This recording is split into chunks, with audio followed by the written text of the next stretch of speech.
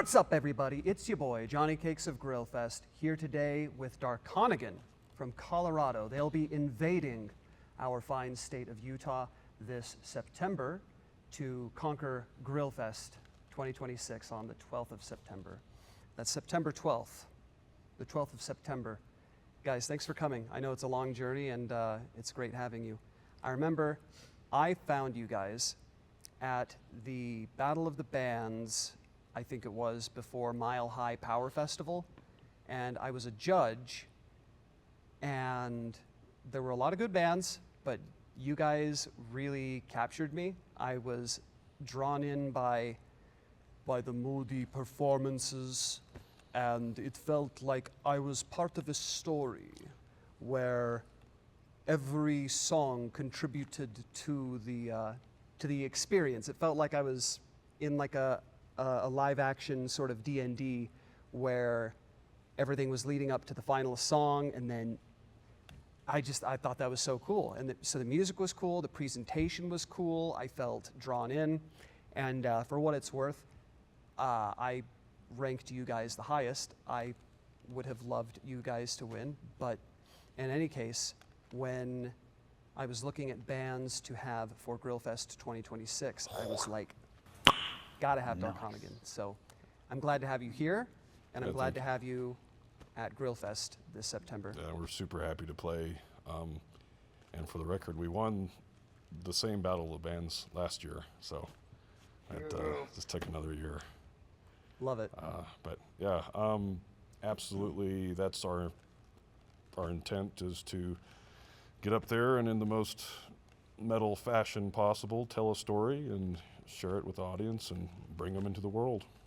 How accurate is what I described to the reality? Is that something that's intentional? Is that something you do all the time, or? Yes, yeah, that's every show.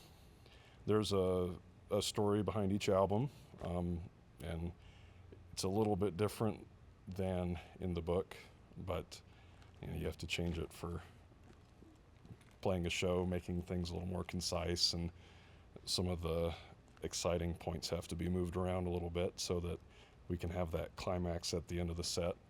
But yeah, every set we're telling a story. You guys are working on a new album now, and I imagine that's going to come out in 2027. Yep. What do you guys write about? Well, I have my own grim, dark fantasy stories in the works, if you will. I've started a couple novels, and hopefully album 1 is going to have an accompanying novel that's completed around the time of the album release. But just, my own original stories, characters, and the world.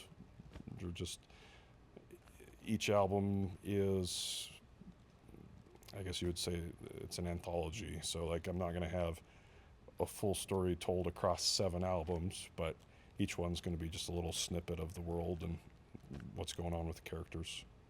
That idea is so cool, that you have an album and an accompanying novel or graphic novel or even a short or something.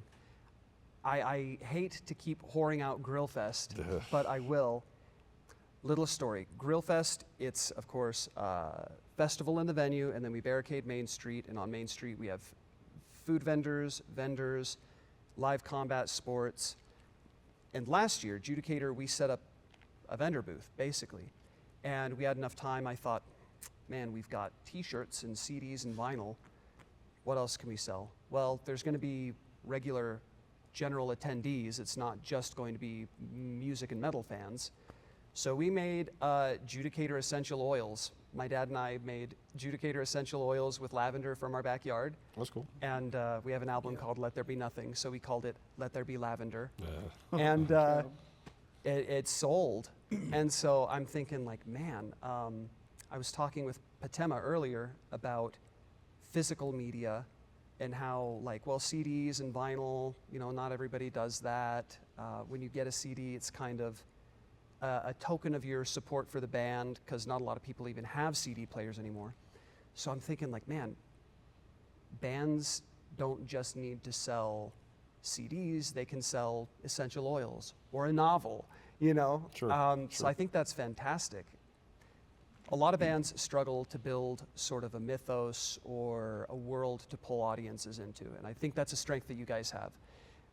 Like I said, your on-stage demeanor and the way you just commit is fantastic.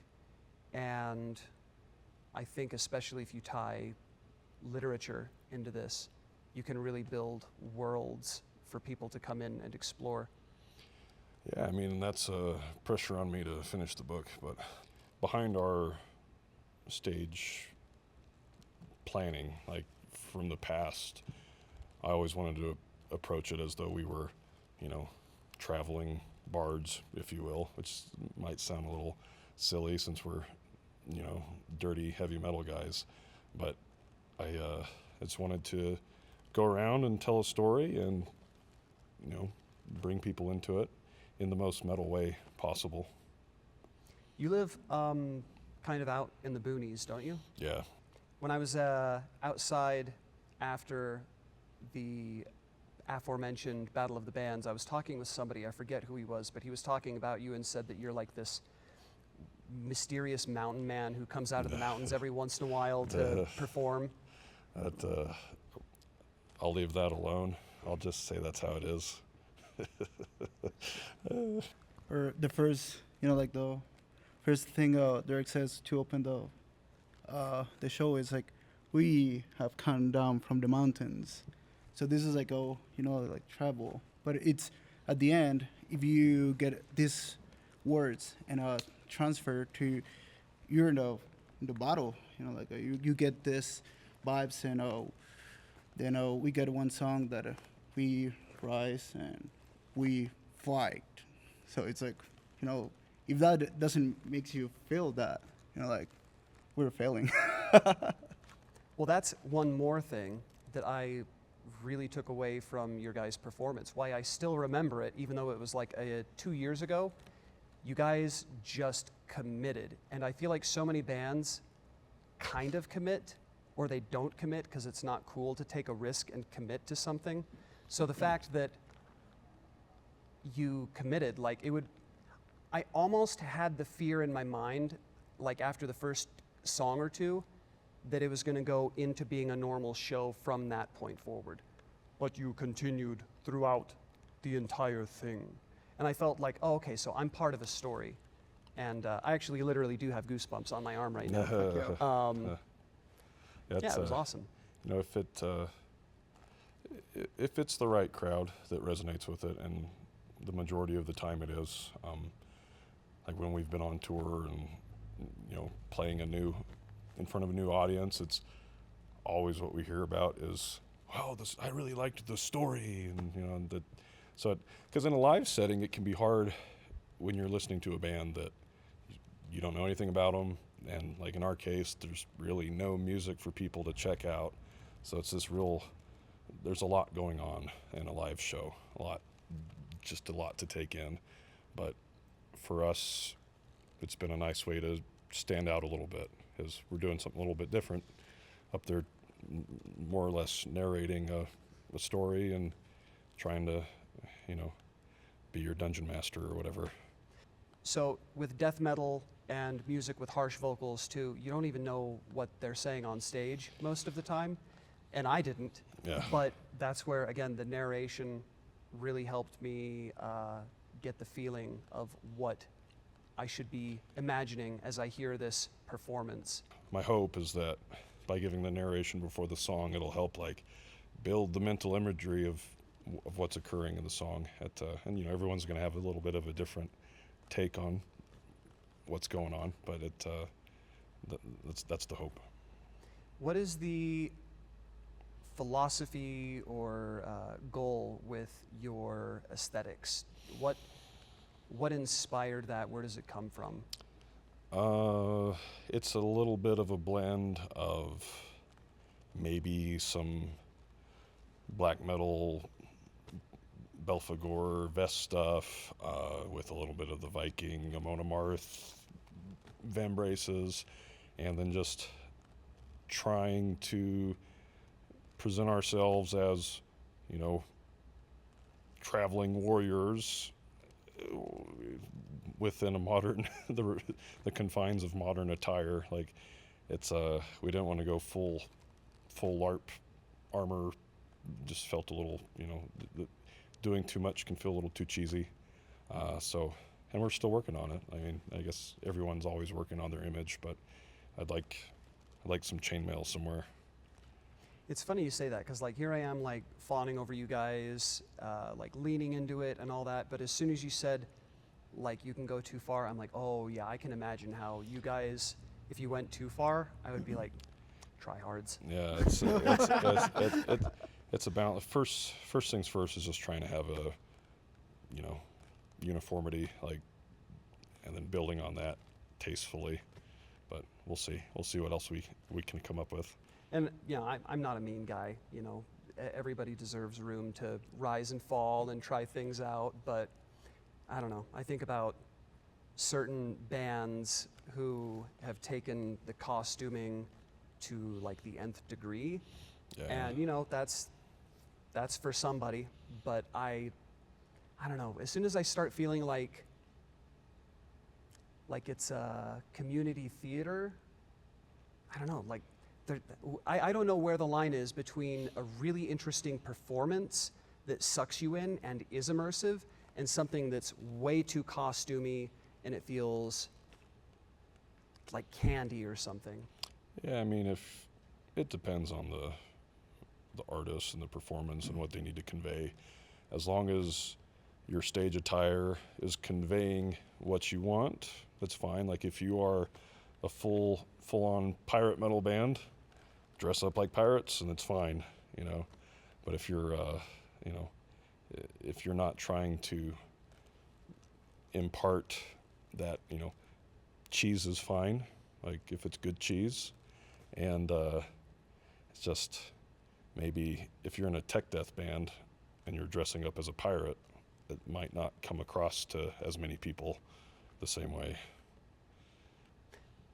So you and I talked about this beforehand. You are an arm wrestling, not just an enthusiast, but you are a competitive arm wrestler, and another one of you does it too. Keith, he got we just did a tournament. He got second place in our weight class, so it was pretty good. Wow. Pretty good. I didn't medal, but you know, it happens. How did you get into arm wrestling? Because I'm familiar with so many of the stories of how people got into baseball or into music, but arm wrestling feels like niche. I've seen it grow more on Instagram and stuff, but even still, I feel like it's kind of niche. Yeah, you know, that's a hard one. Maybe just stumbled upon it on YouTube and then did a little research on some local Facebook arm wrestling pages just to have interest. And we happened to have down in southern Colorado where Keith and I live, there was a guy who is a very good arm wrestler. And he just happened to be in the little place, Walsenburg, which is just half an hour south of us. And we got to go arm wrestle with him. And when you go against somebody who's at that level and just you see just how profoundly strong someone can be at such weird force angles, well, and you have to have a certain desire to lose, but then want to eventually win. There's got to be you have to have a little bit of that in you. Probably that's what keeps you going more than anything, is having, how would you say, not masochism, but you know, you have to be able to handle losing a lot, and then to go, you have to hold on to the thread of hope of beating that guy someday. It's, you know, maybe like being in a band, you have to keep, it doesn't matter how hard it is, you got to keep going, and eventually maybe it'll pay off. Yeah. Where my mind went first, we come from very different worlds, was when I first got into Warhammer 40K, tabletop, you paint the miniatures and then you play against each other. It's like a big board game. It's super complex. When I first got into it, the army I selected was apparently badass to me, but like very under the meta, like very low win rate. This faction kind of sucks. And the meta changes, sure, but basically, I went over a year getting my ass handed to me every time. I didn't win a single game for over a year. But what I noticed is when I finally did get a new army and switch to one that was higher in the meta, I guess, I was actually pretty darn good. Having my ass handed to me for over a year forced me to learn how to navigate the game and think differently and how to react and counter-react. It was really, it was a big surprise to actually start taking wins, and not just winning, but like clobbering people. So not exactly a one-for-one. No, that's comparable. Yeah, that's in Warhammer someday. That'd be fun to play. I'm big on like chess and Go, which are more maybe traditional strategy board games, but same kind of thing. It's that skill curve is really it takes a while before it starts going up, but yeah. So I was also curious, what drives you to continue with arm wrestling? Because I think with cooking, you get a meal at the end. With music, you get people responding, whether it's online or in person. I'm picking up that maybe it's like a sense of self-gratification that you finally accomplished something with yourself. Have you ever been on an arm wrestling table? I have only arm wrestled very informally over like school desks. Yeah, you got to get on there, and then you'll see it doesn't matter how weak you think you are or how strong the other guy is. You want to win. Anyone who is arm wrestling, they don't want to lose. So I think it's that you can't help it. You get on there and you're like. The last arm wrestle that I did, I actually won, and it was satisfying because he was younger and more fit than me. But what I remember doing is I basically just outlasted him. Sure. Because I just hung out here, and then when he finally started to wane, I just kind of eased it down. Sure. So that's a valid. That's valid. Yeah. Okay. There's all kinds of different approaches, but it's kind of like, why does someone play a very difficult video game? Like, you play Demon Souls or Dark Souls and you just keep losing, but eventually you get the payoff of winning, right? So it's no different. It's just you're holding someone's hand. Darconigan, thank you so much for joining us. I'm a huge fan, and I'm really looking forward to seeing you guys at Grillfest 2026, September 12th. Buy your tickets today. Yeah.